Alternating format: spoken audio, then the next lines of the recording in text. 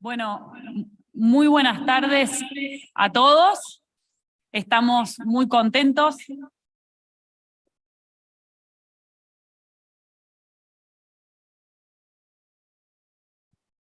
Claro, el Zoom no te va a escuchar. La gente de acá sí, pero los del Zoom no. Así que ponete el micrófono. Muy buenas tardes a todos. Estamos muy contentos de poder continuar con los talleres en este panel de destacados constitucionalistas. Se titula Democracia y sistemas de gobierno. Vamos a contar con las exposiciones de los doctores Manili, Prieto, y nos acompaña vía Zoom el doctor Rafael Bustos. En primer lugar, nos va a hablar el doctor Pablo Manili. Su ponencia se titula El artículo 36 de la Constitución Nacional y el Congreso de la Nación. El doctor Manili es doctor y postdoctor en Derecho por la Universidad de Buenos Aires. Tiene estudios de posgrado en Estados Unidos, Francia, Italia, España y Holanda, entre otros. Es profesor titular de grado y posgrado y doctorado de Derecho Constitucional en la UBA. Es profesor invitado de numerosas universidades extranjeras y argentinas, subdirector de la carrera de especialización en Derecho Constitucional de la UBA, autor y director de 28 libros individuales y colectivos y más de 250 artículos sobre la materia. Entre ellos, un tratado en 6 tomos. Fue designado personalidad destacada de las ciencias jurídicas de esta casa en el año 2017. Doctor, es un gusto poder contar con su exposición en la tarde de hoy. Muchísimas gracias y adelante. Bueno, muchas gracias a la Universidad de Australia, a la legislatura, por esta invitación.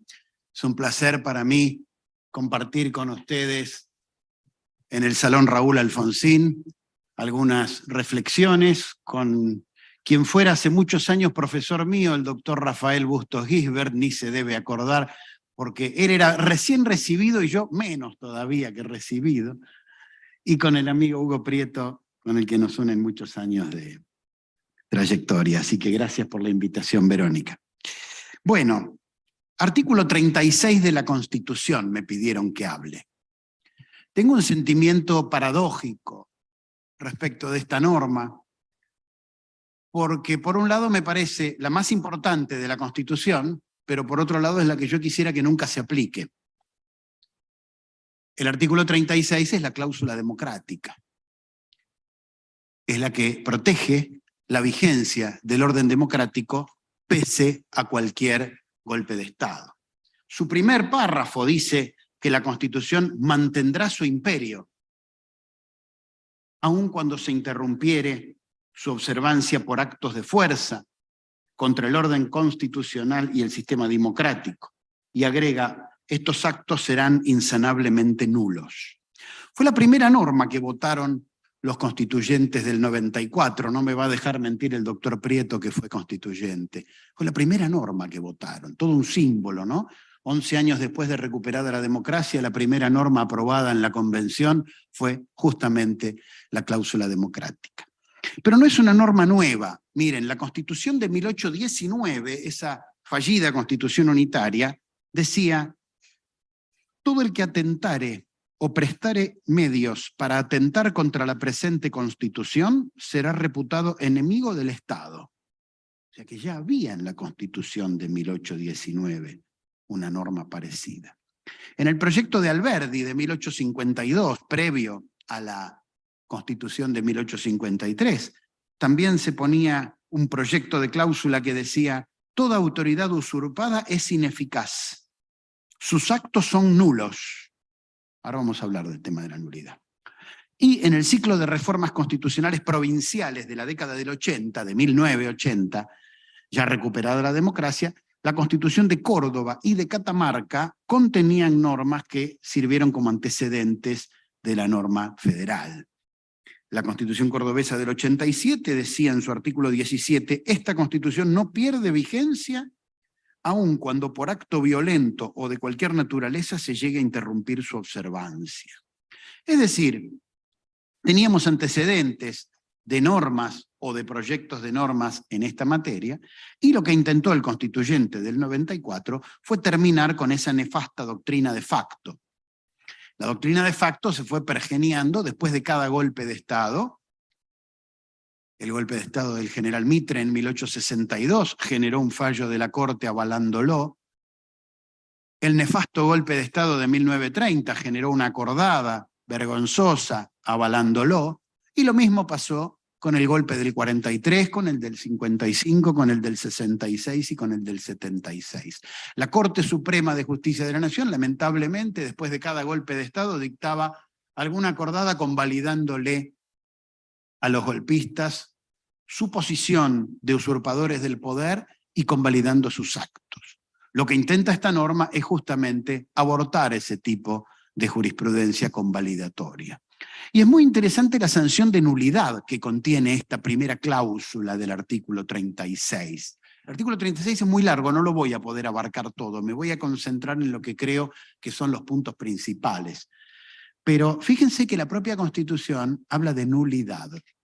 Nosotros estamos acostumbrados a hablar de inconstitucionalidades, pero no de nulidades. Hay todo un tema respecto de las nulidades constitucionales. Yo propuse en algún momento, allá por el año 2005, que alguien tenía que sentarse a redactar alguna teoría general de las nulidades constitucionales, porque aparte de las inconstitucionalidades hay nulidades, que son las que se configuran cuando la Constitución contiene una prohibición expresa y esta es violada. Por ejemplo, la compraventa de personas está expresamente prohibida en el 15, artículo 15. Por ejemplo, los golpes de Estado están expresamente prohibidos en el 36. Por ejemplo, las facultades extraordinarias y la suma del poder público están expresamente prohibidas en el 29, pero no hay una teoría que hable de las nulidades en derecho constitucional. Los administrativistas tienen su teoría de nulidades, los civilistas tienen su teoría de nulidades, hablan de las absolutas, las relativas, los nulos, los anulables y los más menos, no sé. Pero en constitucional nadie habló de ese tema. Un libro publicado el año pasado por un adjunto de mi cátedra, el doctor Maranielo, titulado Las nulidades en derecho constitucional, muy interesante. Pero tenemos ahí un temita para explorar, ¿no es cierto? Y esta norma, sabiamente, habla de nulidad, pero no solo la nulidad del golpe de Estado, sino de todos los actos derivados del golpe de Estado. Decretos, resoluciones ministeriales, circulares del Banco Central, resoluciones de la Dirección de Migraciones, de la AFIP, de lo que sea. Cuando cae el acto que genera el poder de esa gente, caen los actos que dicta esa gente. Y no solo la norma habla de nulidad, sino que en el segundo párrafo dice que serán pasibles de la sanción prevista en el artículo 29, o sea, traidores a la patria, inhabilitados a perpetuidad para ocupar cargos públicos y excluidos de los beneficios del indulto. Lamentablemente no los excluyó de la amnistía. Y siempre que hubo golpe de Estado hubo amnistía en la Argentina. No sé por qué, después me lo explicarás vos, Hugo, que estuviste en la convención. ¿Por qué prohibieron el indulto y no la amnistía para los golpistas? Inhabilitados a perpetuidad, crimen de traición a la patria y prohibición de indulto y conmutación de penas. Además de esto, se extiende estas sanciones a las personas que colaboran con los golpistas. Los Cavallo, los Martínez de Oz, los Alzogaray, toda la gente que colaboró con los golpistas, también está alcanzada por la norma cuando dice, tendrán las mismas sanciones quienes como consecuencia de estos actos usurparen funciones previstas para las autoridades de esta Constitución o las de las provincias, los que responderán civil y penalmente de sus actos. Las acciones respectivas son imprescriptibles.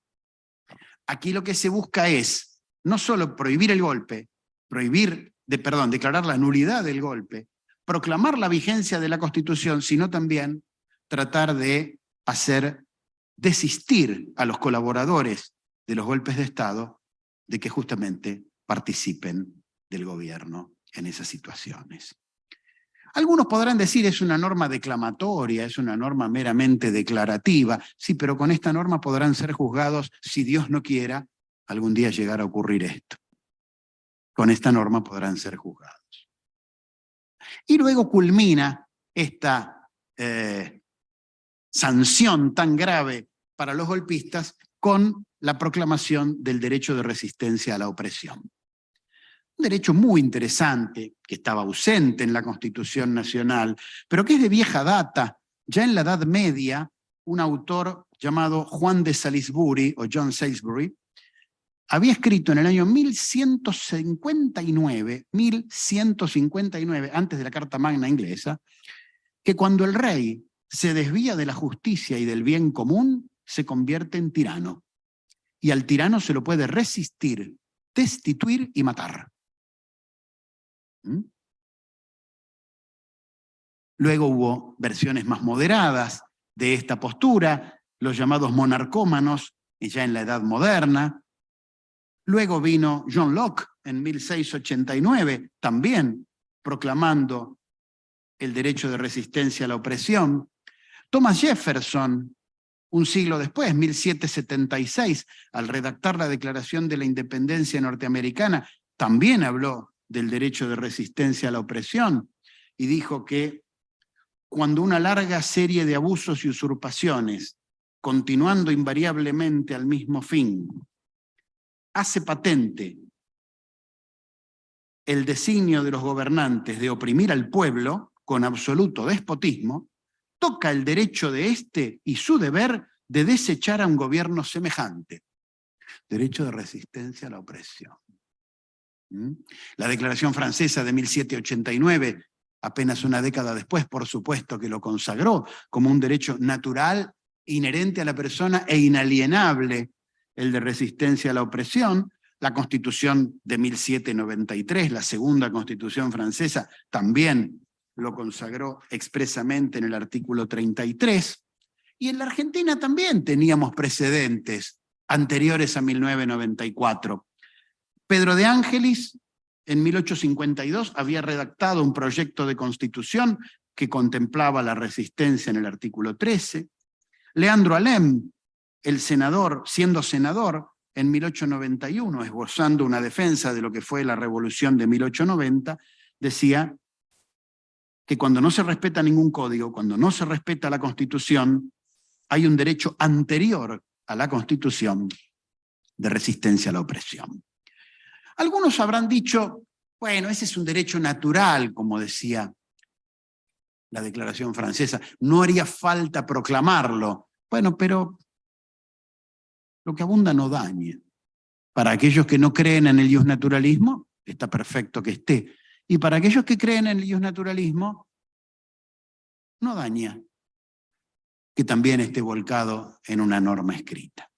En definitiva, no me quiero exceder con el tiempo. La norma prevé la sanción de una ley de ética pública, la norma generó el dictado de normas penales, como el artículo 226 del Código Penal, que condenan este tipo de delitos. Ha tenido un importante desarrollo legislativo esta norma a través de estas dos leyes que les menciono, la reforma del Código Penal y la ley de ética pública.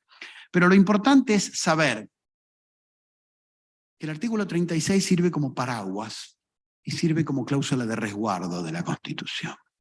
Si bien todas las normas constitucionales tienen la misma jerarquía y tienen la misma importancia, a pesar de algún fallo aislado de la Corte Suprema del año 2017 que dice que el artículo 30 es el más importante, entiendo que todas son iguales en importancia, pero creo que el artículo 36 es la primera norma de nuestra Constitución.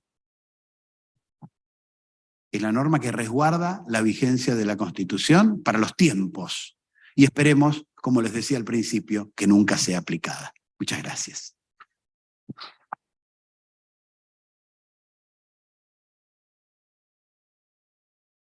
Muchísimas gracias, doctor Manili. Excelente su exposición.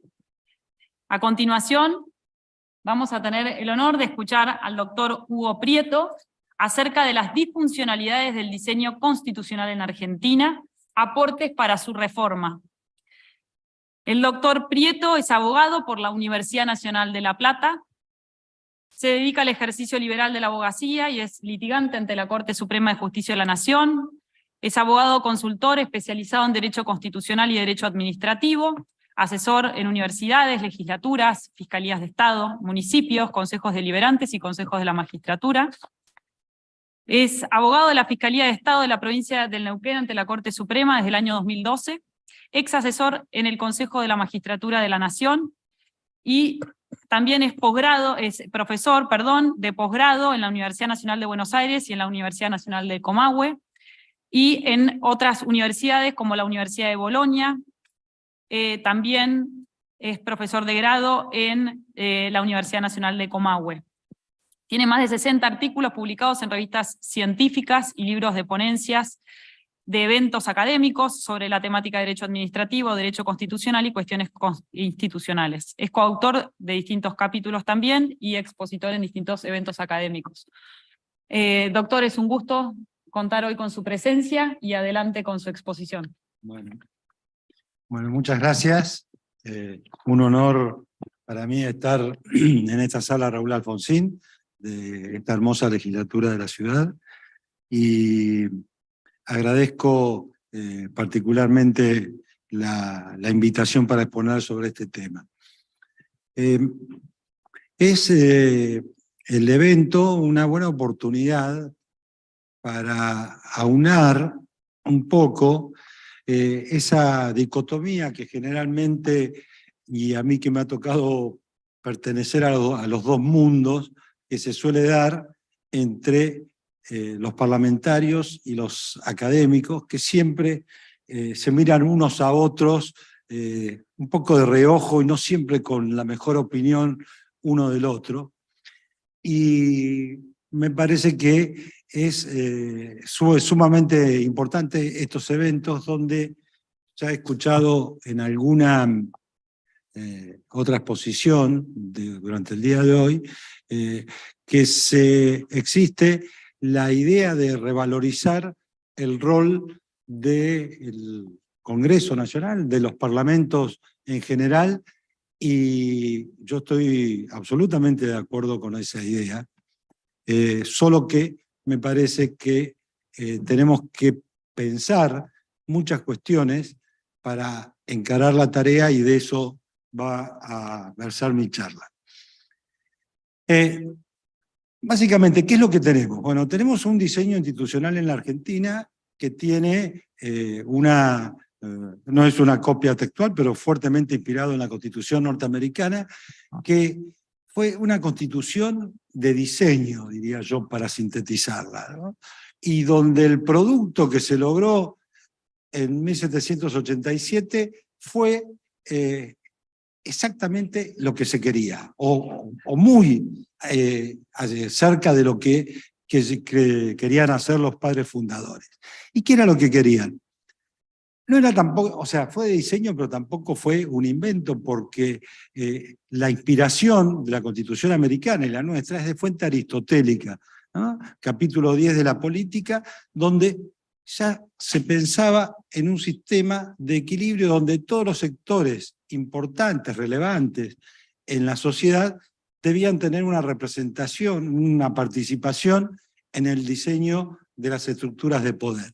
Y así es que tenemos en Estados Unidos una institución muy comprometida en el resguardo del status quo, muy refractaria a la democracia, que por entonces era una mala palabra, ¿no? Quiero decir, no tenía buena prensa, y en el explícito, con la explícita finalidad de contener o de acotar la voluntad popular en la Cámara de Representantes. Para esto había garantías suficientes, por otra parte, con una Cámara alta que resolvía la integración a través del sistema federal de gobierno, por una parte, y por otra parte, con un ejecutivo fuerte, no tan fuerte como el que resultó en Argentina, pero sí muy fuerte, y que hacía a la unidad de la Unión. Y todo esto se pensó con un mecanismo de no solo equilibrio de poderes, más que equilibrio de poderes, sino con un sistema de frenos y contrapesos, con esa vieja idea liberal reflotada en nuestro actual neoliberalismo de que hay que contener al poder recíprocamente en beneficio o para evitar perjuicio a los derechos individuales. Perjuicios que se suponía que podían ser realizados por las mayorías, que no son, y de allí ya viene la idea, esa idea que no tiene nada de democrática y que además es un oxímoron de tiranía de la mayoría. Porque si la democracia, que tiene 100 definiciones, hay una que es innegable, es que es el gobierno de las mayorías, o el gobierno de mayoría, en condiciones de igualdad de voto. Bueno, ¿qué sucedió con esto en Estados Unidos? Porque aquí también pasó lo mismo. El sistema de frenos y contrapesos, de la forma que, no hace falta que se los explique, pero de la forma que fue pensada, no funcionó nunca. Y no funcionó nunca porque irrumpieron los partidos políticos como asociaciones con concepciones generales distintas o diferenciadas de organización política, social y económica de un país o del país determinado. Cuando los constituyentes redactaron la Constitución, los partidos políticos estaban recién en ciernes, eran vistos como facciones y eran tampoco tenían mala prensa, también tenían mala prensa, porque en realidad lo que había era un pensamiento bastante único, donde la participación popular era absolutamente limitada. Este esquema, sin embargo, permitió, tanto en Estados Unidos como en Argentina, evolucionar hacia, o resistió, en alguna medida, el paso hacia la democracia. Democracia que en la Argentina recién se obtiene como tal, diría yo, cuando hay elecciones libres en 1916. Antes era un sistema republicano con algunos controles, pero en realidad era una república que no era democrática. Inclusive para los cánones contemporáneos de democracia, donde partimos del presupuesto de que una persona es un voto, ¿no? No me atrevería a calificar como democrática una constitución como la norteamericana que permite que, como ya pasó con Trump y con Bush hijo, presidentes que sacaron 1, 2 o 3 millones menos de votos que el otro hayan accedido a la presidencia. Claro, hay, para no hacer toda la historia constitucional, que no tenemos tiempo, quiero pasar a que desde este esquema constitucional original que no funcionó, tuvimos una impronta muy democratizadora a partir de la reforma constitucional de 1994. Como no podía ser de otra manera, porque fue en realidad la única convención constituyente, o la más democrática si se quiere, porque también lo fue la del 49, pero fue una convención la más democrática de todos, porque hubo elecciones libres, participación amplia, no hubo proscripciones de los partidos políticos, y quiero rescatar esto de esa convención que tuve el honor de integrar, que así como nació en un clima políticamente muy conflictivo, se terminó jurando por unanimidad, en primer lugar, la cláusula del artículo 36, pero toda la Constitución en general, por unanimidad, luego de un proceso donde, siempre lo destaco, ¿no? Puedo desde adentro dar fe del éxito y de las virtudes de la deliberación en los cuerpos legislativos.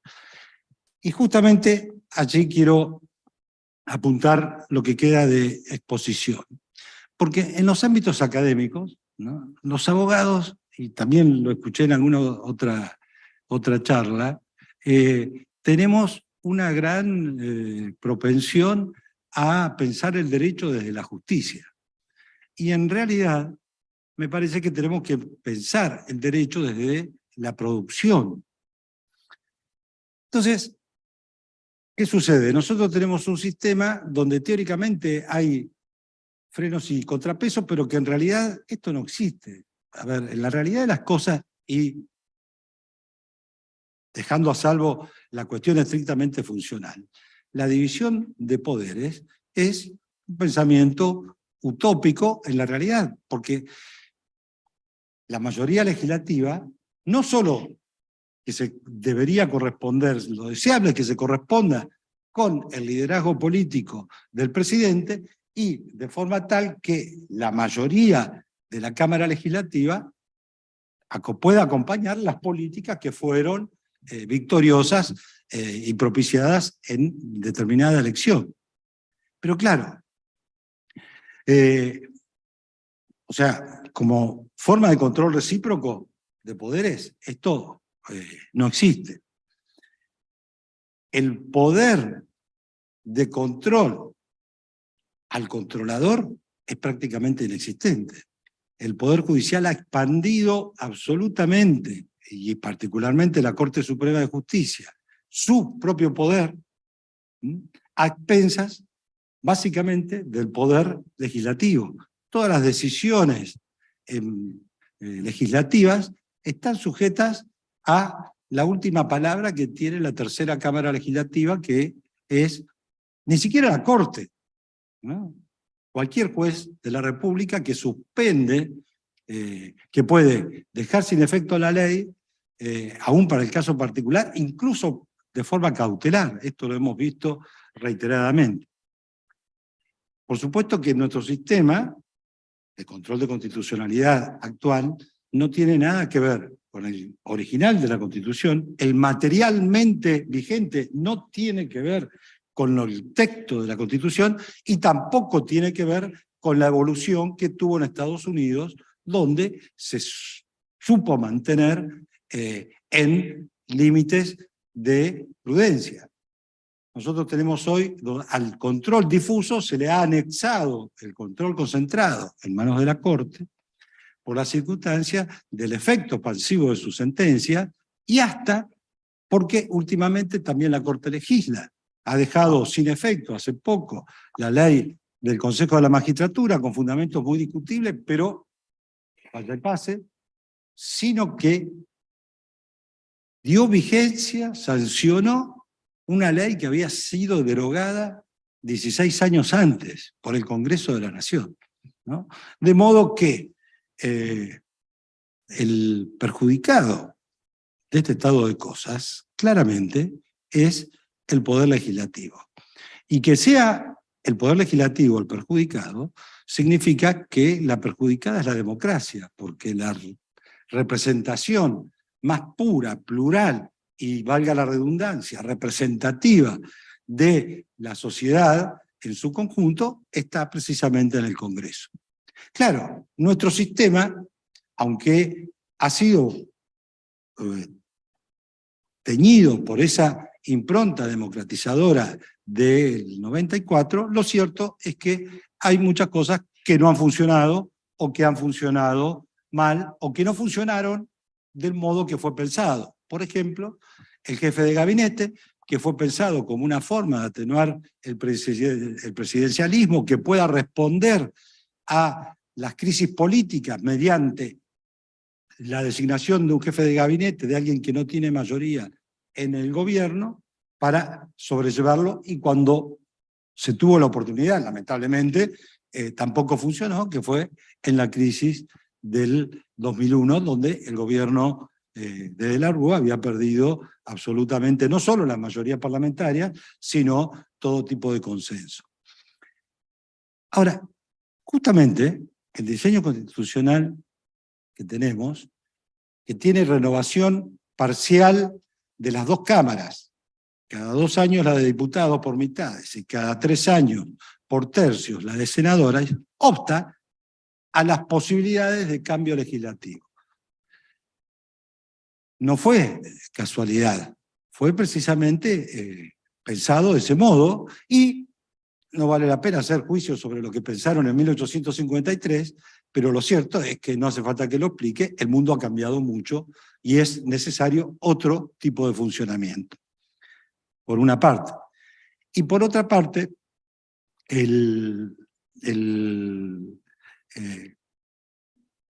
producto de la legislación del Poder Legislativo en nuestra pirámide jurídica está en un rango superior al de, como corresponde, al de los actos administrativos y al de las sentencias judiciales. Sin embargo, en este esquema que les trataba de sintetizar, de funcionamiento de nuestro sistema institucional, el perdidoso, y también lo he escuchado en otros paneles, siempre resulta el Poder Legislativo. De modo que, ¿qué se puede hacer para mejorar esto? Hay dos instituciones que tampoco funcionaron correctamente, que fueron adiciones o injertos, que también, aunque tiene sentido peyorativo, es una palabra apropiada en nuestro sistema, como la cuestión de los decretos de necesidad y urgencia y los decretos de la legislación delegada, que vinieron a corregir no ya el texto de la Constitución vigente, que los prohibía claramente, que no estaban permitidos, aunque en la doctrina administrativista particularmente, y la propia Corte, lo admitía, y lo había admitido con una amplia, de forma muy amplia, en el caso Peralta, que es de unos años antes de la Convención. De modo que ese injerto buscó ponerle límites a la Constitución material. Se fracasó con todo éxito. ¿Por qué? Porque es muy difícil, si no imposible, más en la República Argentina, que en nuestro sistema presidencialista, con la renovación parcial de las cámaras, el gobierno, aunque tenga gran legitimidad por respaldo popular, tenga mayoría en las cámaras legislativas. Y eso, lejos de significar un control recíproco de los poderes, lo que significa es la obstrucción al derecho de gobernar que tiene no ya el presidente y los legisladores, sino al derecho que tiene de gobernarse el pueblo a través de quien eligió. Entonces, esta disfuncionalidad es muy evidente y la única forma de corregirla es a través de una reforma constitucional, porque no hay paliativo alguno que pueda resolver esta situación. Miren, la Constitución del 94 fue muy importante en materia de derechos. No voy a hablar acá porque no es el tema, estamos hablando de diseño institucional, pero eso claramente, y fue de avanzada. No solo que constitucionalizó derechos, sino que activó un proceso hacia el reconocimiento de derechos hacia el futuro. Pero en el diseño institucional realmente hubo fallas, también hubo fallas. Se hizo hasta donde se pudo, ¿no? Yo creo que no nos tiene que asustar a nosotros pensar en cambiar, como hacemos todos en nuestras vidas, ¿no? Cambiar las cosas que no funcionan bien. No es que la culpa de todos los problemas argentinos estén en la Constitución, si no lo resolveríamos fácilmente, ¿no? Pero ciertamente nuestro diseño constitucional tiene disfuncionalidades y sería bueno que, excitado desde la academia, pero pensado también desde la política, se pueda empezar a considerar los cambios institucionales necesarios para que el sistema colectivo de toma de decisiones, que básicamente es lo que tiene que contener una Constitución, sea más eficiente. Y no sé cómo estoy de tiempo, pero digo, quiero decir un par de ideas que creo que tendrían que ser funcionales a ese cometido. Si bien no está la tradición argentina, en la tradición americana, diría yo, que yo sepa, la única experiencia fue muy breve y por imperio de las circunstancias en Brasil a principios de la década del 60, el sistema parlamentario me parece que es una alternativa que debe considerarse. Es mucho más eficiente como forma decisional para la toma de decisiones colectivas, pero básicamente es un sistema que hace posible el gobierno de las mayorías, porque el presidente o jefe de gabinete o primer ministro o como quiera ponérsele, en la medida en que dependa del jefe de gobierno, del Congreso, necesita del Parlamento, va a hacer posible, a través de las alianzas, mediante mecanismos de cooperación, un gobierno de mayorías. Y cuando esa mayoría no está, por las circunstancias que fueren, pero básicamente cuando son malos gobiernos, es lo que permite reemplazarlos rápidamente. Por eso, en Europa tenemos primeros ministros de países importantes, de los que ni nos acordamos el nombre porque tuvieron muy poco, y hubo primeros ministros o canciller, no sé, como Angela Merkel o el gallego Felipe González en España, que estuvieron décadas en el poder porque gozaban de amplio consenso. Digamos que en este tipo de sistemas el problema de la reelección pasa a ser absolutamente secundario porque lo importante es la mayoría en el gobierno, y esa es la esencia de la democracia.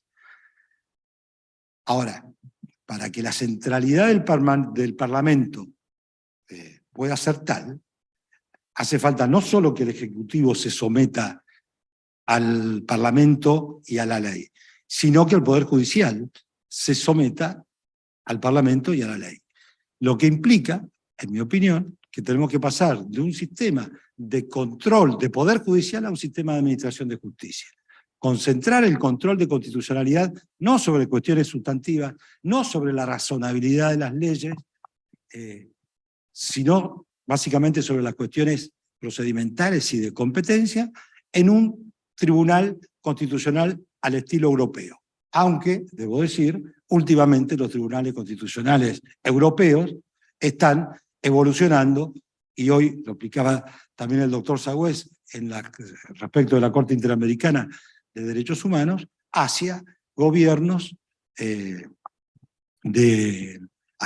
hacia ese sistema también llamado de gobierno de los jueces, o más modernamente, juristocracia. Me parece que es fundamental la creación de un tribunal constitucional, lo que requiere, por supuesto, una reforma constitucional. Me parece que es cierto que en general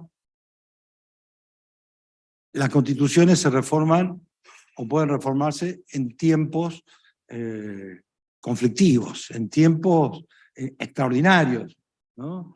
Momentos constitucionales, diría Bruce Ackerman, ¿no? Pero para que esto suceda de la mejor forma posible, creo yo que tiene que estar con algunas ideas previamente pensadas, elaboradas. Para la Constitución del 94, los antecedentes inmediatos, que eran los documentos suscriptos en la época de Alfonsín y de Cafiero por el Partido Unión Cívica Radical y el Partido Justicialista, que precisamente preveían la creación de un tribunal constitucional, y el dictamen del Consejo para la Consolidación de la Democracia, que presidió Carlos Nino, fueron documentos muy importantes y absolutamente relevantes.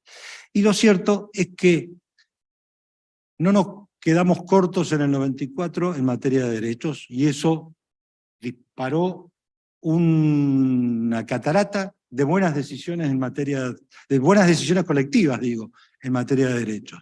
Bueno, me parece que tenemos que pensar cambios institucionales que implican reforma constitucional, sin que nos asusten esto. Cada generación tiene, lo decía Jefferson, por citar, lo decía la Constitución francesa de 1791, cada generación tiene derecho a darse su propia constitución, en todo caso a revisar la que está vigente para ver si los que estamos hoy, los vivos, ¿no? soy de los pocos espíritus vivientes que va quedando de la constituyente, ¿no? Somos dueños de nuestro propio destino, de nuestra propia organización constitucional. Y lo único que me había quedado en el tintero, porque no me quiero exceder, es que fíjense que un sistema injertado como el de los decretos de necesidad y urgencia y de la legislación delegada funcionan muy mal en el presidencialismo porque el único objeto que tienen es romper el bloqueo legislativo. Y el bloqueo legislativo se rompe porque el sistema impide razonablemente que el gobierno mayoritario elegido tenga mayoría en las cámaras, esté reflejado en las cámaras legislativas. Entonces, ¿qué sucede? Los presidentes que tienen amplia legitimación democrática legislan a DNU si no tienen mayoría en las cámaras, y como ese presidente tiene apoyo popular, no pasa nada, y con una ley como la 26.122 muy permisiva a los fines de la ratificación legislativa. Ahora, tanto esto como la legislación delegada en un gobierno donde el gobierno depende del Parlamento, es donde encuentra su verdadera esencia, porque los decretos de necesidad de urgencia, si uno tiene mayoría, lo va a dictar cuando tiene necesidad de urgencia, no como mecanismo de gobierno, si tiene mayoría porque su gobierno depende de esa mayoría parlamentaria. Y a la inversa, ¿cuál es el inconveniente? Que la mayoría parlamentaria le delegue a su gobierno ciertos aspectos que se hacen a través de delegación necesariamente, no estamos más en el siglo XIX, ¿no? Para que ese gobierno, que también depende del Congreso, pueda cumplir su rol. De forma tal que lo resumo en dos ideas, ¿no? Es necesario avanzar en el rediseño institucional.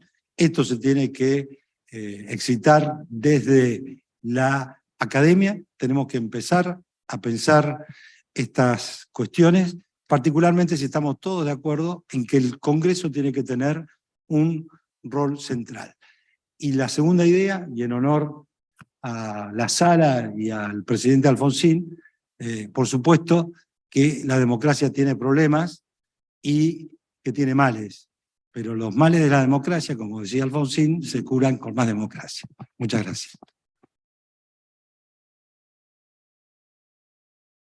Muchísimas gracias, doctor Hugo Prieto, por su exposición. Creo que ha tocado puntos neurálgicos del derecho constitucional, como lo son el diseño constitucional. Me gustaría algún panel en el que esté el decano de la Facultad de Derecho de la Universidad Austral, porque él justamente lo que dice es que en realidad nosotros no tenemos un problema del diseño constitucional, sino que más bien fue la práctica constitucional. Pero bueno, esto después vamos a tener un espacio para el debate. También avisarle acá al público presente y también a los que nos están siguiendo a través de Zoom, que después de la exposición del último panel vamos a tener un espacio para preguntas con los panelistas. Pero bueno, creo que es interesante siempre el debate sobre estos puntos centrales del derecho constitucional.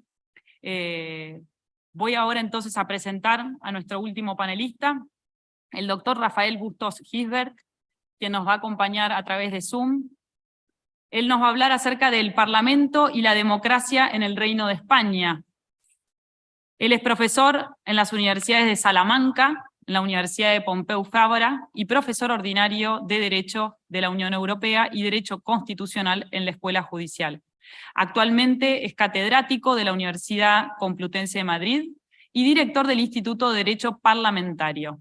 Es representante del Reino de España en la Comisión de Venecia del Consejo de Europa desde mayo del año 2022 y es profesor investigador, tiene 8 libros publicados y más de 60 artículos y capítulos de libro, un centenar de crónicas jurisprudenciales también, y bueno, tiene permanente presencia en congresos nacionales e internacionales, tiene varias tesis doctorales dirigidas y bueno, un trabajo muy intenso en todo lo que es la investigación, sobre todo en temas de derecho constitucional. Doctor, muchísimas gracias por estar aquí en esta tarde, que para usted ya será la noche, así que con gusto vamos a oír su ponencia. Muchas gracias. Muchas gracias. ¿Me escuchan bien? Sí. Perfecto. Bien, yo lo primero que querría es agradecer profundamente la invitación a la Universidad Austral y a la legislatura en este taller y poder compartir con los profesores Manili y Prieto esta mesa. Y realmente, cuando yo preparaba la ponencia y tenía que hablar sobre el Parlamento y la democracia en España, pues tengo en mente una determinada exposición, pero después de escuchar a los profesores Manili y Prieto, el profesor Manili, me alegro mucho de volver a verle después de muchos años, ¿cierto? Y casi lo que me dan ganas es de debatir con ellos, ¿no? De afrontar o discutir con ellos algunos de los temas que han planteado. Respecto al derecho de resistencia, me encantaría debatir con el doctor Manili sobre el efecto cuando la ruptura del ordenamiento jurídico y del orden constitucional la llevan a cabo las propias provincias, como ocurrió en España con la rebelión catalana, o con el doctor Prieto, el que a veces uno tiene la impresión de que siempre quiere lo que no tiene, ¿no? Y todos los problemas del parlamentarismo que yo le podría enunciar, o para decirle, no, por Dios, no hagan un modelo europeo de parlamentarismo si quieren sobrevivir como un Estado decente. Pero, aunque eso es lo que debería hacer, o lo que me apetece hacer, adquirí el compromiso de hablar de parlamento y democracia en el Reino de España, y esto es lo que voy a hacer. Y, claro, según ha enunciado la moderadora, el título de la ponencia, quizás lo primero que uno diría es Parlamento y democracia en el Reino de España. Esto no es un oxímoron. ¿Cómo puede haber democracia en un reino? Es precisamente lo contrario, ¿no? Bueno, pues uno de los elementos para entender el parlamentarismo, pero también para entender la idea de democracia, es que en un sistema parlamentario, la jefatura del gobierno y la jefatura del ejecutivo están claramente separadas.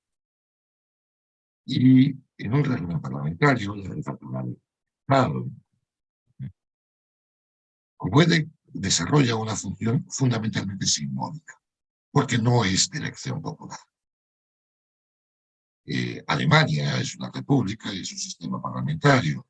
Si yo ahora a ustedes les preguntara quién es el presidente de Alemania, posiblemente no sabrían contestar, me contestarían el nombre del canciller. ¿Puede existir una democracia en un reino? Sí, solo si el rey no gobierna. Solo si el rey no tiene ningún poder. Y esto solo es posible cuando separamos el gobierno de la jefatura del Estado, que es lo que hacemos en el sistema parlamentario. Porque, y esto es importante, en un sistema parlamentario, frente a un sistema presidencial, la clave no se encuentra en cuál sea el poder director del Estado. Cuando hablamos de un sistema parlamentario, no hablamos de que el Parlamento sea el poder que dirige. Es más, desde Sir Walter Bagehot, en 1867, sabemos que el verdadero poder director en un sistema tan parlamentario como el británico es, sin duda, el primer ministro.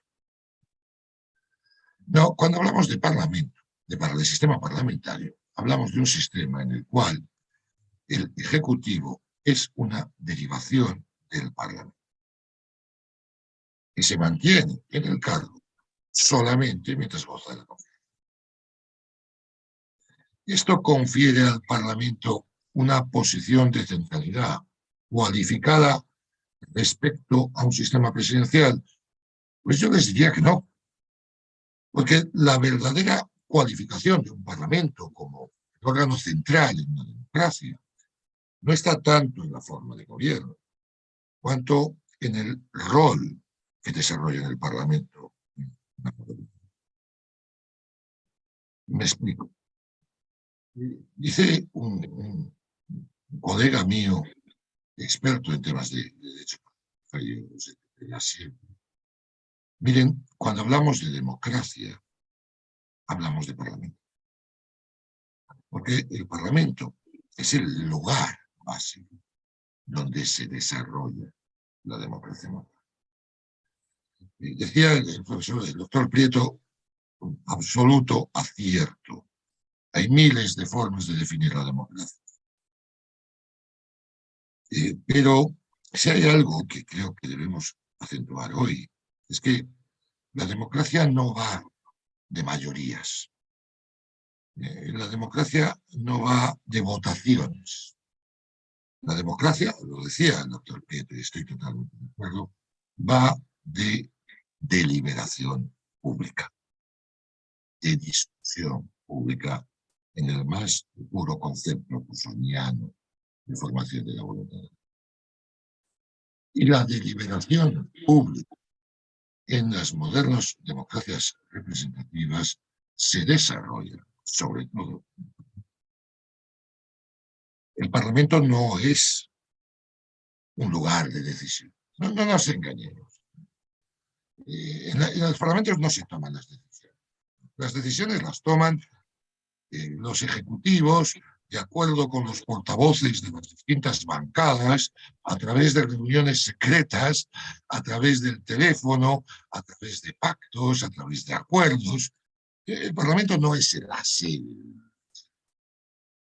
El Parlamento es la sede de la legitimación de esas decisiones.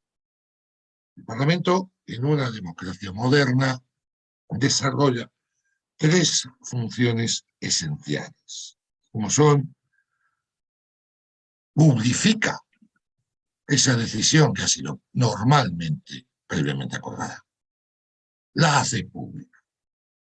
La hace pública y a través del procedimiento parlamentario escenifica las discusiones que hay detrás de una determinada decisión.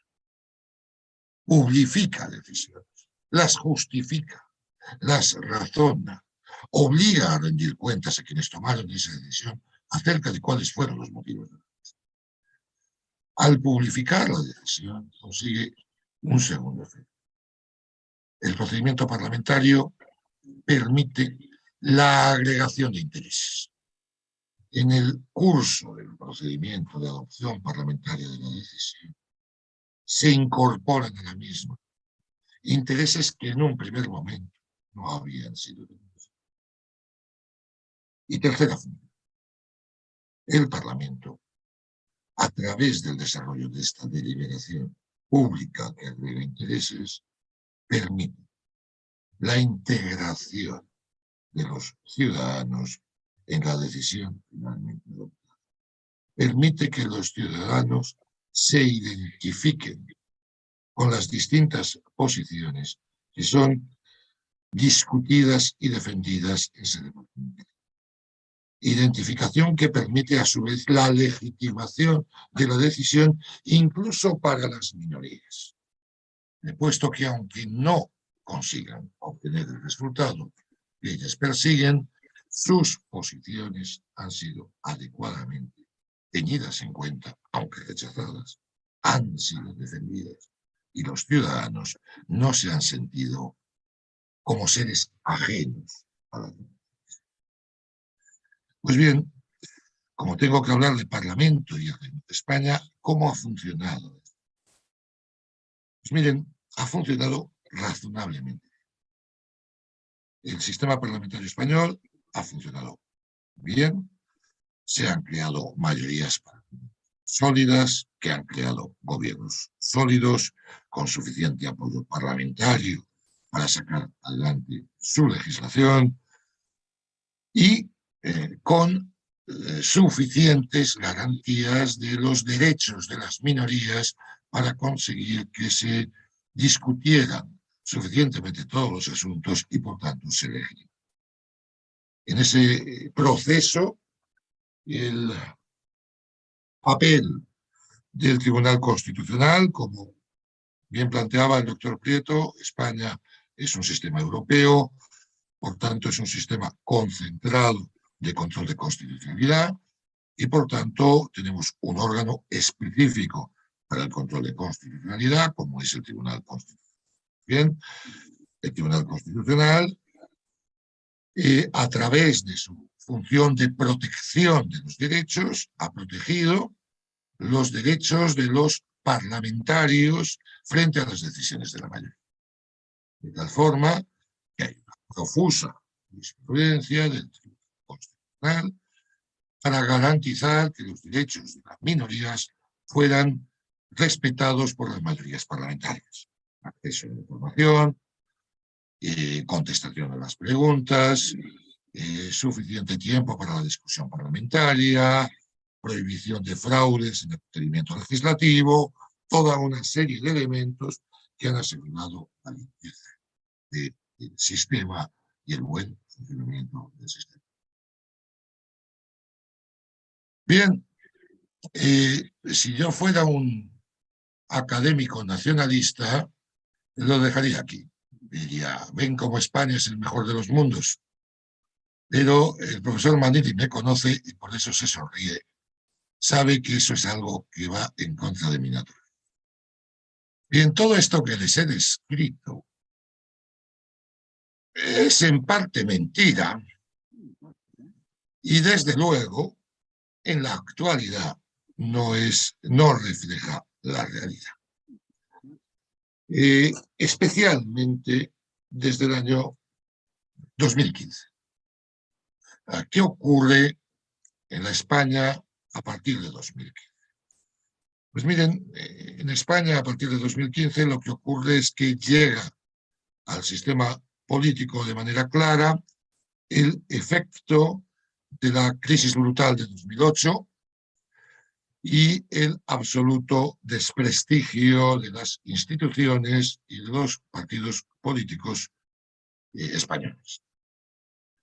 Y desde 2015, claramente, todo el sistema parlamentario, ese parlamentarismo que apuntaba como modelo útil el doctor Prieto, empieza a autodestruirse de una manera, como ha sido su frase que me ha encantado, un enorme éxito en el fracaso, ¿no? Ha tenido un enorme éxito. ¿Qué es lo que ha ocurrido? Lo que ha ocurrido es que esas mayorías parlamentarias sólidas que sustentaban un gobierno con suficiente apoyo parlamentario para sacar adelante las políticas, simple y llanamente han desaparecido. El Parlamento español se ha fragmentado. Esto es, en lugar de ser un sistema bipartidista, imperfecto, pero bipartidista, con mayorías claras, se ha convertido en un sistema multipartidista. Pero no solo un sistema fragmentado. Sistemas fragmentados pueden salir adelante a través de esos acuerdos de los que hablaba el doctor Prieto para crear mayorías parlamentarias. El problema es que, además, ese sistema pluripartidista o fragmentado está profundamente polarizado. Esto es, han aparecido partidos tanto en la izquierda como en la derecha, tanto partidos independentistas,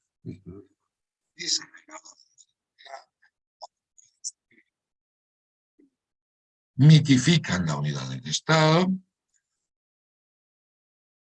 unos de índole cuasi fascista, una ultraderecha que defiende la memoria de Franco, no hago más comentarios, como partidos de extrema izquierda, que consideran que la transición política fue un gran engaño de los militares, de los sectores más conservadores del régimen, como partidos que claramente abogan por la ruptura del orden constitucional para asegurar la independencia.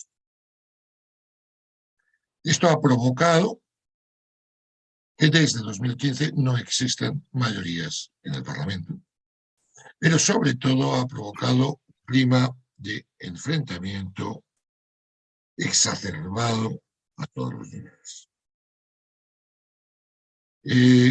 Doctor, disculpe, ¿tiene 5 minutos más? En dos voy a acabar, creo. Bien.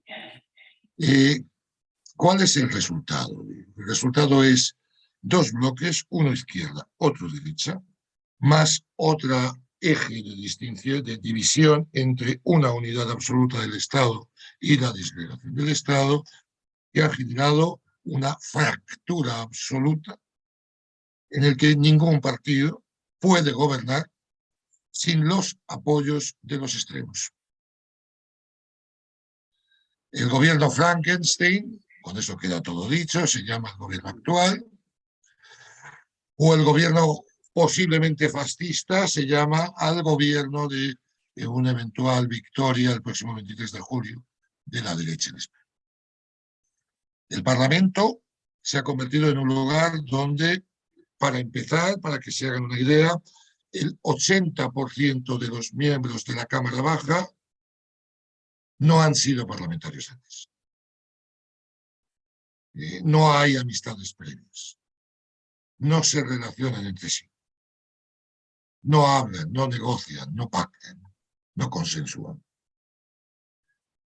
El uso del decreto ley, el decreto ley es la legislación de urgencia y necesidad de la que hablaba el doctor Prieto,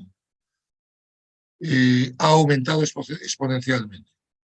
¿Por qué? Porque lo aprueba el gobierno con su mayoría detrás y no hay que discutirlo apenas. Claro, ¿el resultado cuál es? El resultado es que el Parlamento sigue cumpliendo su función de publificación,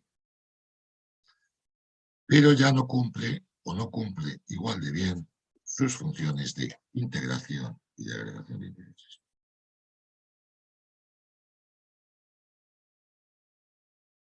Decía al principio, si hablamos de democracia, hablamos de Parlamento.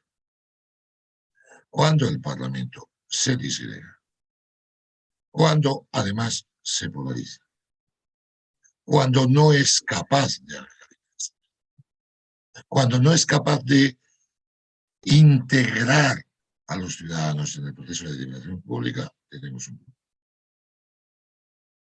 Y además, un problema que tiene muy difícil solución, porque frente a la democracia representativa solo se alza la siempre peligrosa democracia plebiscitaria. Como ven, profesor Manili, no he cambiado, sigo siendo extremadamente crítico. Muchísimas gracias y quedo abierto a cualquier consideración que tenga. Muchísimas gracias, doctor Bustos, por su exposición. En primer lugar, les voy a preguntar a los panelistas si quieren hacerse algún comentario entre ustedes y luego abrimos el espacio para que el público pueda hacerles las consultas que quieran. Sí, yo tendría una... Respecto de la propuesta del doctor Prieto de la creación de un tribunal constitucional en la Argentina. Yo hace muchos años defendí esa postura y lo escribí, y después me arrepentí.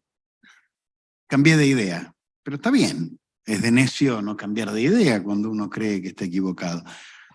Pero yo no sé qué diferencia habría entre un tribunal constitucional y la Corte Suprema.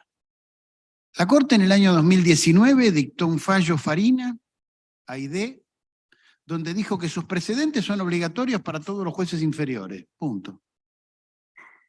Y lo dijo en una causa de derecho común, no en una causa de derecho federal, lo cual es más grave todavía. Porque si lo unificado sería la interpretación del derecho federal, vaya y pase. Pero dijo esto en una causa donde estaba interpretando derecho común, no federal. No traten de entender esto los colegas españoles y uruguayos, porque esto de derecho común y federal, la diferencia la entendemos solo los argentinos, porque es un intríngulis. Y hasta ahí. Entonces, tenemos una corte en la cual sus fallos son obligatorios para todos los jueces inferiores. Abandonó aquellas teorías más moderadas donde decía, Bueno, hay un deber moral de los jueces de seguir los fallos de la Corte, pero pueden apartarse si aportan nuevas razones. Bueno, ahora no, ahora son obligatorios. Tenemos una Corte que acaba de fallar en las elecciones de 2 provincias. Se negó a fallar en la de la capital. Nunca entendí la diferencia entre San Juan, Tucumán y la violación de la Constitución que está haciendo el señor Jorge Macri, porque los tres violaban la Constitución y no podían ser candidatos. Bueno, pero la Corte ahora regula elecciones provinciales. La Corte ingresa en causas como la de Municipalidad de Arroyito, la del chino, que nunca me va a salir el nombre del señor chino, Xi Jinping, pero bueno, es más fácil decir Municipalidad de Arroyito, que era un tema entre un comerciante y el municipio a ver si le dejaban abrir los domingos o no. ¿Eso es un tema federal? Entonces, ¿a qué voy? A que con la obligatoriedad de los precedentes y con el ingreso de la Corte en temas de derecho electoral local y de derecho municipal, ¿qué diferencia hay entre el ejercicio que actualmente hace la Corte Suprema de Justicia de la Nación y el que haría un tribunal constitucional? Solo esa apostilla a lo que tú dijiste. ¿Quiere hacerle una réplica? Por supuesto. Sí, no una réplica, pero... sí, en realidad hay que volver a pensar el rol de la Corte.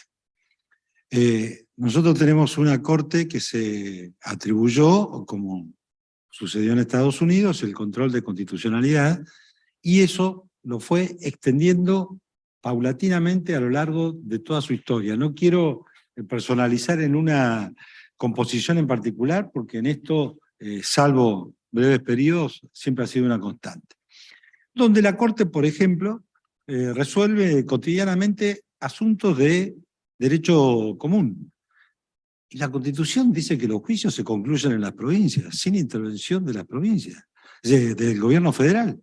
Lo dice explícitamente en cuanto al orden de gobierno, y viene al caso de estas cuestiones recientemente resueltas por la Corte, dice claramente la Constitución que las cuestiones del gobierno, que las provincias se dan sus instituciones, eligen sus gobernantes sin intervención del gobierno federal.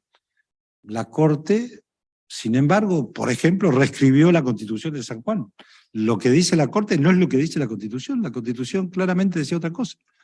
Distinto al caso de Tucumán, y creo que el que está bien resuelto es el caso de Buenos Aires, ¿no? De la ciudad de Buenos Aires, de que no es competencia de la Corte. Resuelve un sinnúmero de cuestiones de derecho público local, no ya electoral, que siempre tienen implicancias institucionales, sino de derecho administrativo común, de derecho administrativo local, quiero decir. Y su interpretación es obligatoria, el seguimiento de sus fallos es obligatorio. Y además, no interviene solo ya en los casos concretos, sino que muchas veces, a través de la ampliación de la legitimación y de la expansión de los efectos de la sentencia, se comporta como un legislador no elegido, no elegido democráticamente, exento del control democrático, porque en la realidad de los hechos no es posible controlar a la Corte. Es difícil controlar a los jueces, pero a la Corte es difícil. Cuando se lo quiso controlar, amenazas de juicio político, me refiero a lo del 2001, puso en crisis la política económica, buena, regular o mala, que tenía el gobierno de Duhalde por entonces, en una clara respuesta no jurídica, sino política a su propia situación. Entonces, por ejemplo, ¿qué queremos nosotros? ¿Que la Corte sea el último tribunal de todos los juicios del país? Puede ser una opción, habrá que buscar una conformación que lo pueda hacer posible. Por otra parte, digo yo como elementos a considerar, si la Corte no interviniera por vía del recurso extraordinario federal por la causal de arbitrariedad de sentencias, ¿no? Que hay muchas que son arbitrarias, no todas las que admiten, pero realmente la mayoría de quien va a la Corte por arbitrariedad es porque la sentencia es arbitraria, en términos generales, ¿no? Por supuesto. ¿Qué pasaría si se concluyera en los tribunales superiores de justicia de las provincias serían más arbitrarias porque estarían exentas de ese control, ¿no? O podría ser más arbitraria, quizás fueran mejores, no sé. Quiero decir, definamos qué es lo que queremos y dejémoslo en la Constitución y cumplámoslo. ¿Está bien o está mal que haya distintas interpretaciones de las normas de derecho común en Catamarca, en Santa Fe y en Tierra del Fuego? Bueno, ese es el sistema de la Constitución. Definamos si admitimos esas distintas interpretaciones según el distrito que sea, y si queremos que esté unificado, pensemos en un tribunal de casación. Para eso no hace falta una Corte Suprema. Claro, todo esto requiere reforma constitucional, y la reforma constitucional requiere pensar para qué se quiere. Y la verdad es que generalmente las reformas, las provincias, por ejemplo, casi todas, si no todas, fueron vinculadas a la reelección, o posibilidad de reelección, o prohibición de reelección del gobernador. Las que no se reformaron fue justamente para no habilitar reelecciones del gobernador, que son las de Santa Fe, la de Mendoza, ¿no? Entonces, lo que me parece es que en la Corte, las competencias materiales que tiene la Corte, que son mucho más extendidas que las que surgen del texto de la Constitución, no me parece que sean funcionales a un sistema democrático de gobierno donde hay una clara juristocracia en manos de la Corte Suprema, y que creo yo cuyo rol lo tenemos que volver a pensar. Para revertir esto es que pienso en la idea del Tribunal Constitucional con las acotaciones que señalé antes. Muchísimas gracias, Sí, doctor Prieto. Ahora sí, si puedo, darles aquí a la si audiencia. ¿podría intervenir? ¿Alguna pregunta, Perdón. Camila? Me parece que se va a estar acercando con el micrófono el doctor Pérez Borbón. ¿Podría Tiene una intervenir? Gracias. Sí, lo que pasa es que tendríamos que quedarnos hasta la noche para seguir hablando de estos temas, pero solamente dos comentarios. Una, yo en parte estoy de acuerdo con lo que vos decís, pero el problema es que si el Congreso no asume en serio la responsabilidad que tiene, no hay sistema que valga. En realidad, los decretos de necesidad y urgencia no están tan mal planteados. La ley es muy mamarracho, eso sin duda, pero además el Congreso no los trata. Y como la Constitución Nacional no tiene el resguardo que tiene la de la ciudad, que si el Congreso no lo aprueba, en un mes el decreto cae, entonces se hace y termina siendo un decreto de necesidad y urgencia, que es lo mismo que el decreto de ley de Aramburu o de Guido. Digamos, esta es una cosa. Y lo otro, lo que vos planteás, Pablo, el problema me parece a mí es que yo hace bastante tiempo, incluso lo tengo escrito, el Poder Judicial se relaciona con la sociedad y debe relacionarse con la sociedad solo en lo individual. Y cada vez más les gusta hacerlo en lo general. Y para relacionarse en lo general está prioritariamente el legislativo y parcialmente el ejecutivo, porque el ejecutivo tiene las dos cuestiones, ¿no es cierto? El ejecutivo contrata una obra pública, es en lo individual, cuando el reglamento de la ley es en lo general. Pero el Poder Judicial debería circunscribirse a lo que es lo individual, y este es el problema. Si como vamos cada vez más a lo general, y se hacen cosas para peor, a veces puestas en la Constitución, como lo que tiene la de Buenos Aires, la de la ciudad de Buenos Aires, tenía la de Tucumán, creo que lo sacaron, lo tiene, no me acuerdo si Córdoba o no, Río Negro, creo que Chubut también, el tema de la declaración de inconstitucionalidad erga omnes, que es un despropósito, es un absoluto despropósito. Y esto es el que me parece a mí el problema, simplemente eso, gracias. Muchas gracias. ¿Tiene algún comentario? Bueno, por allí. Hola, ¿qué tal? Buenas tardes. Bueno, la verdad que un lujo escucharlos, y es como dice Torchi, da para hablar hasta la medianoche del tema. Mi pregunta, en realidad no es una pregunta, sino es un planteo, una invitación un poco a la reflexión sobre la exposición del doctor Prieto, sobre, bueno, los sistemas de gobierno. Soy politóloga, algo que, digamos, es un debate que ya es clásico en la literatura, sobre todo desde la tercera oleada democratizadora, donde justamente el diagnóstico fue, bueno, los sistemas presidenciales son malos para la democracia.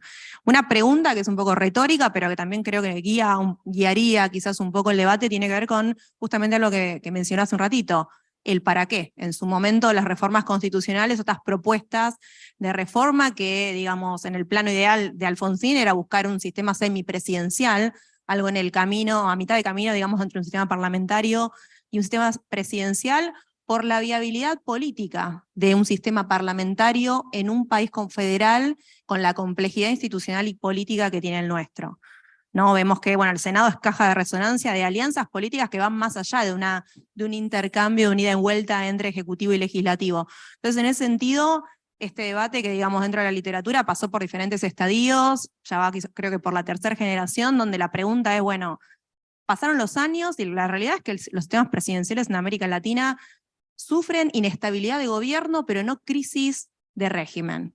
¿Sí? Las democracias se mantuvieron estables a pesar de sistemáticas crisis de gobierno que con las idas y vueltas, con diferentes vaivenes, se han podido resolver de forma institucional, en cierta medida como con herramientas, por ejemplo, como la que mencionó Torchi del decreto de necesidad de urgencia. Entonces, quizás lo que se podría hacer es generar ciertas reformas institucionales para mejorar el funcionamiento de un sistema presidencial, quizás en busca de una mejor gobernabilidad, de un proceso de toma de decisiones más eficaz, ¿sí? Porque, a ver, mi miedo es, digo, a todos nos gustaría parecernos, por supuesto, a los parlamentarismos nórdicos, pero nadie menciona acá, por ejemplo, Italia, que ha tenido 20 primeros ministros, digo, ha cambiado primeros ministros cada 20 meses, ¿sí? Desde la posguerra. Entonces, digo, creo que nos parecemos un poquito más al sistema de partidos italiano que lo que podemos esperar de pronto de la creación de consenso del sistema de partidos suizo o belga, ni que hablar del británico, que es el prototipo del buen funcionamiento del sistema parlamentario. Qué interesante, muchísimas gracias por traer esto a colación. Creo que además el trabajo interdisciplinario de abogados, politólogos, creo que es un poco lo que inspira el desarrollo de este panel, ¿no?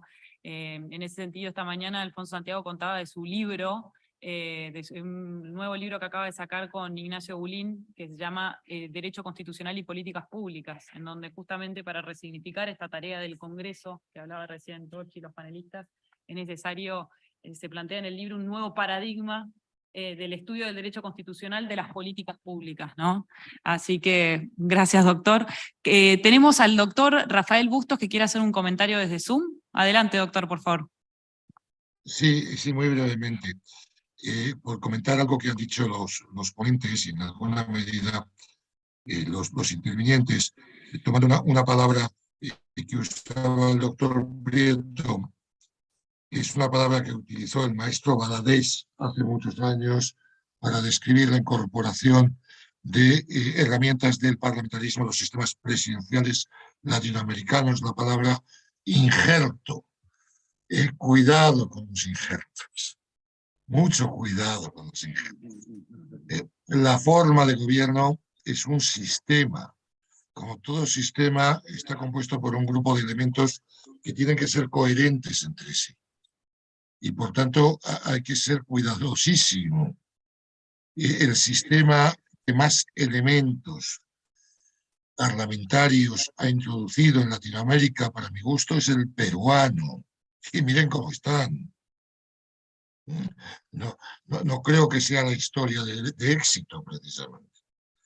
Y algo parecido me pasa con respecto a pasar de un sistema difuso a un sistema concentrado de control de cosas.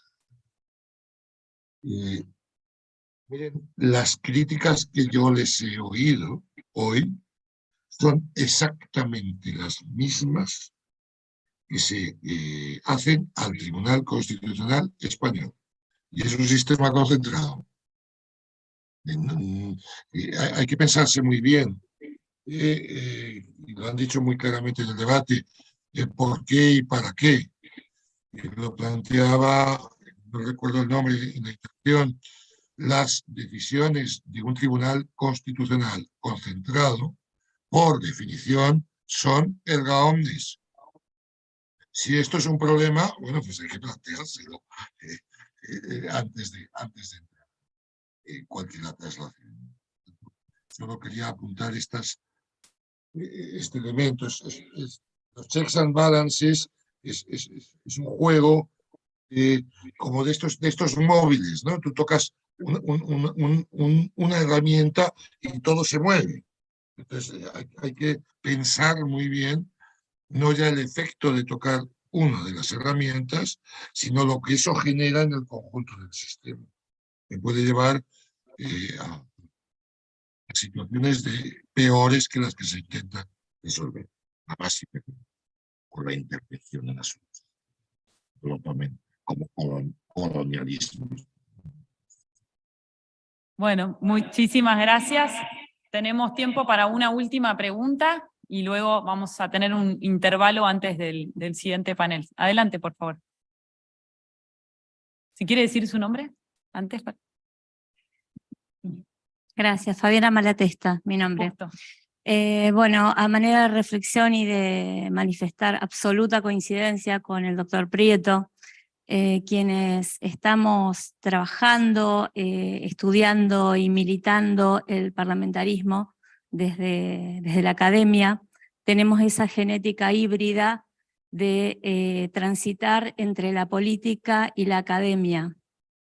Y eso nos hace estar siempre en el medio, porque para la política somos académicos y para la academia somos más políticos. Y uno le baja el precio al otro. Los políticos no aprecian tanto a la academia le baja el precio a la política. Entonces convivimos con esta dualidad y a manera de crítica y autocrítica, por ahí permitirnos estos espacios académicos dentro de las legislaturas, de los consejos y dentro del Congreso, en donde no hablemos solamente de política, sino que hablemos de ciencia jurídica, que podamos hacer análisis serios y profundos en cuanto al derecho que estamos creando cuando trabajamos en la política, a la crisis de la ley, a los distintos tipos de anomia y al derecho profundo, que me parece que en nuestros, o sea, de manera institucionalizada, y que puede instalarse institucionalmente este tipo de debate de derecho profundo dentro de los ámbitos políticos. Gracias. Muchísimas gracias, Fabiana. Bueno, ya es hora de cerrar este panel. Por mi parte, quiero felicitar a los 3 panelistas. Creo que fue un panel muy rico, como para hacer una síntesis, a riesgo de quedarme con algún tema afuera, algunas cuestiones que me gustaría destacar de lo que conversamos en este rato. El doctor Manini nos trajo el análisis muy profundo del artículo 36 de la Constitución, y deja la puerta como para una investigación profunda respecto de las nulidades constitucionales. Tomamos nota porque creo que puede ser muy interesante una investigación en ese sentido. La idea de estos paneles es sembrar esas semillas que después van a germinar en distintas universidades, academias, como decía recién la doctora también, tenemos acá gente que vino especialmente desde Uruguay y gente que nos sigue también hasta en Estados Unidos, no sé si hay gente quizás de más lejos, bueno, España, así que, y bueno, y digamos que ese artículo que está ahí después de la reforma del 94, hoy está como un resguardo de este sistema democrático. No sé si me equivoco, pero creo que es en el único lugar en que la Constitución habla de la palabra democracia, ¿no? En el 36, cuando habla del tema democrático. Con lo cual tenemos ese 36, que lo tenemos ahí para prevenirnos, ya después de, pasaron 40 años, yo soy hija de la democracia, pero bueno, sabemos del dolor que causó tantos golpes de Estado, ¿no? Y también para el derecho, y bueno, y no queremos volver a eso, queremos construir. Luego el doctor Hugo Prieto, creo que fue muy interesante su panel también, nos trajo el problema de diseño con esta propuesta hacia un sistema aún más parlamentario, porque ya en el 94 se incorporaron ciertos institutos para asimilar el sistema parlamentario, y luego el doctor Rafael Bustos, que nos alerta desde España y nos dice, guarda que el sistema parlamentario también tiene sus bemoles. Así que bueno, creo que también muy interesante escuchar de su lado también, bueno, digamos, tanto los parlamentos como los congresos, ¿no? que responden más a sistemas presidencialistas, no hay sistemas perfectos, hay matices, no hay ningún sistema igual al otro, pero sí que importante que es poder sentarnos a conversar y aprender de las buenas prácticas de otros países y ver qué es lo que a nosotros nos puede llegar a servir con nuevos métodos y procedimientos en la búsqueda de consensos, nuevas formas de participación de ciudadanos en la toma de decisión. Me parece que empezamos a sembrar algún camino por allí, ¿no? La necesidad de generar una cultura de la legalidad, y la necesidad de tener un buen diagnóstico, y para eso también trabajar de manera mancomunada, politólogos, abogados, bueno, creo que es políticos, y bueno, de distintas disciplinas, y esta mañana en la apertura también conversaban que ya se está implementando a nivel local lo que es una oficina de las leyes basadas en evidencia, ¿no? Como para que sean realmente leyes que sean efectivas y que realmente aporten al sistema democrático. Así que, bueno, agradecerles, felicitarlos por este panel y a seguir trabajando. Ahora los invitamos a tomar un café y a continuar con este debate. Muchas gracias.